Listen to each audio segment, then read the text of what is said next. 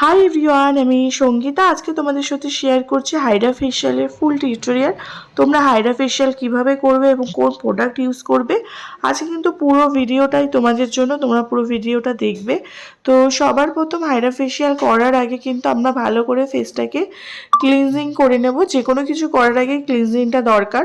তো এখানে ক্লিনজিংয়ের ভিডিওটা স্কিপ হয়ে গেছিলো। তারপর কিন্তু আমি এখানে হাইড্রা মেশিন থেকে অ্যাব্রেশন ইউজ করছি। অ্যাব্রেশন করলে আমাদের স্কিনের যে ডেড স্কিনগুলো আছে সেগুলো কিন্তু একদম ওপেন হয়ে যাবে এবং আমাদের ব্ল্যাক হেডস, হোয়াইট হেডস সমস্ত কিছু কিন্তু বেরিয়ে আসবে। সেই কারণে কিন্তু হাইড্রা ফেশিয়ালের এই স্টেপটা খুব ইম্পর্টেন্ট স্টেপ। আর তোমরা যখন অ্যাব্রেশন ইউজ করবে ওয়াটার লেভেলটা একটু বাড়িয়ে নেবে, যাতে আমাদের স্কিনের সিরামটাও ভালো মতন অ্যাবজর্ব হয়। তারপর কিন্তু এখানে 2 নম্বরে আমরা কিন্তু স্ক্রাব ব্যবহার করছি। আর এ শুধু O3+ না, এছাড়া অনেক কিট আছে যেগুলো দিয়ে হাইড্রা ফেশিয়াল করা যায়। আমি কিন্তু তোমাদের সাথে সেগুলো আমি শেয়ার করব। তো এখানে স্ক্রাব করার সময় প্রত্যেকটাতেই আমরা হাত দিয়ে কিন্তু হালকা সার্কুলার মোশনে কিন্তু আমরা মাসাজ দেব। এখানে কিন্তু যখন নর্মাল মাসাজ করা আমাদের হয়ে যাবে, তারপর কিন্তু আমি এখানে হাইড্রা মেশিন থেকে যে আমাদের স্ক্রাব আছে সেটা কিন্তু ব্যবহার করব। তো এখানে স্ক্রাবটা আমরা অন করে নেব। অন করে নেওয়ার পর আমরা কিন্তু আমাদের টেম্পারেচার সেট করব। এখানে আমি 8-এ দিয়েছিলাম। স্ক্রাব যখন করব আমরা কিন্তু স্কিনকে একদম খুব প্রেশার দিয়ে করব না, আমরা একটু হালকা ঢিলাভাবে করব, যাতে স্কিনে কোনো রকমভাবে চোট না লাগে, সেটা কিন্তু মাথায় রেখে করবে। আর আমাদের যেসব জায়গাগুলোতে ব্ল্যাক হেডস, হোয়াইট হেডস বেশি জমে সেগুলো কিন্তু আমরা খুব ভালোভাবে ক্লিন করব। আর এতে কিন্তু আমাদের ফেসের পুরোটা ডেড স্কিন কিন্তু একদম রিমুভ হয়ে যাবে।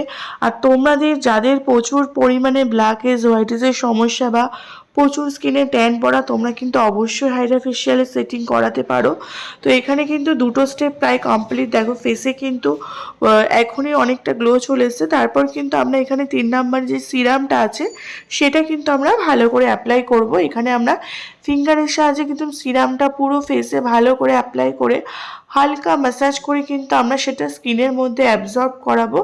এবং তারপর কিন্তু আমরা কিন্তু সিরামটা কিন্তু কোনো রকমভাবে মুছবো না, এবং তারপর আমরা আমাদের যে ম্যাসাজ ক্রিম আছে সেটা কিন্তু স্কিনে অ্যাপ্লাই করব।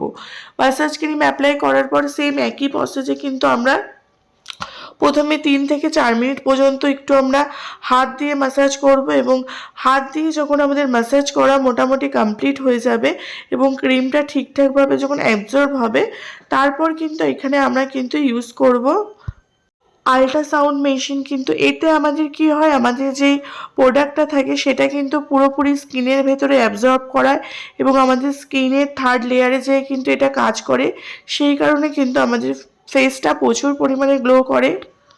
এটার সাহায্যে কিন্তু নিজের থেকে প্রোডাক্টগুলো স্কিনের ভেতরে অ্যাবজর্ব হয়ে যাচ্ছে। আমরা যে প্রোডাক্টটা লাগিয়েছিলাম মোটামুটি তার 70% কিন্তু স্কিন টেনে নিয়েছে। এবং তারপর কিন্তু আমরা এখানে ব্যবহার করছি যে মেশিনটা, যেটা হচ্ছে আরএফ কিন্তু আমাদের স্কিনকে টান করে এবং আমাদের বয়সের ছাপ থেকে কিন্তু আমাদের স্কিনকে আরেকটু ইয়াং দেখায়।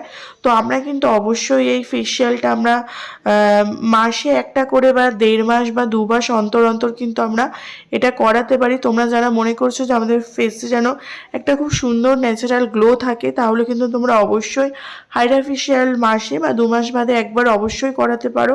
আর এখানে কিন্তু দেখো ফেশিয়াল করতে করতে কিন্তু অটোমেটিকলি আমাদের স্কিন থেকে একটা অয়েল ছাড়ছে এবং স্কিনটা নিজের থেকেই কতটা গ্লো করছে। আর আমাদের সমস্ত প্রোডাক্ট কিন্তু স্কিনের ভেতরে অ্যাবজর্ব হয়ে গেছে। তারপর কিন্তু এখানে আছে আমাদের হোয়াইটনিং মাস্ক। তো এই মাস্কটা কিন্তু আমরা লাগিয়ে মিনিমাম 10 মিনিটের মতন রেখে দেব। আর তোমরা কিন্তু হাইড্রা ফেশিয়াল যে কোনো অকেশন পারপাসের জন্য করাতে পারো। যারা ব্রাইড আছো তোমরা কিন্তু অবশ্যই ফেশিয়াল করাতে পারো। এছাড়া যাদের প্রচুর পরিমাণে অ্যাকনির সমস্যা আছে, এবং তোমরা কিন্তু হাইড্রা ফেশিয়ালের সেটিংটা অ্যাকনির জন্য তোমরা নিতে পারো, তাহলে কিন্তু আস্তে আস্তে তোমাদের অ্যাকনির যে ব্যাকটেরিয়াগুলো আছে সেগুলো কিন্তু নষ্ট হয়ে যাবে। তো এই মাস্কটা কিন্তু আমরা প্লেন ওয়াটার দিয়ে ক্লিন করব। তো ক্লিন করার পরে দেখো স্কিনে একটা আলাদা গ্লো আসলো। এবং তারপর কিন্তু আমরা তৈরি করছি পিল অফ মাস্ক। তো পিল অফ মাস্ক রেডি করার জন্য আমরা নিয়েছি জেল আর হচ্ছে একটা পাউডার। তো এই দুটো কিন্তু আমরা ভালো করে মিক্সিং করব। ভালো করে মিক্সিং, যতক্ষণ না মিক্সিংয়ের টেক্সচার ঠিক আমাদের এরকম হবে ততক্ষণ পর্যন্ত কিন্তু আমরা মিক্সিং করব। তারপর কিন্তু এটা আমরা পুরো ফেসে অ্যাপ্লাই করব। আমাদের কোথাও যেন বাদ না যায়। আমরা ঠোঁটের ওপর থেকে শুরু করে চোখের ওপর পর্যন্ত প্রত্যেকটা জায়গায় আমরা লাগাবো, যাতে নাকের মধ্যে যেন নিঃশ্বাস নিতে অসুবিধা না হয় সেটা বুঝে আমাদের করতে হবে।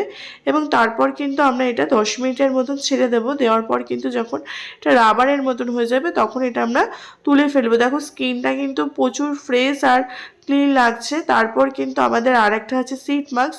তো এটা কিন্তু আমরা ইউজ করার পর তারপর আমাদের যে হাইডা মেশিন আছে ওটার যে এলইডি মাস্কটা আছে সেটা কিন্তু আমরা এই মাস্কটার ওপরে বসাবো। এবং আমরা এলইডি মাস্ক মিনিমাম 10 মিনিটের মতন ব্যবহার করব। আর আমরা কিন্তু প্রত্যেকটা কালার এখানে ব্যবহার করব, কারণ স্কিনটা এমনি ঠিকঠাক আছে, সেইভাবে কোনো প্রবলেম নেই।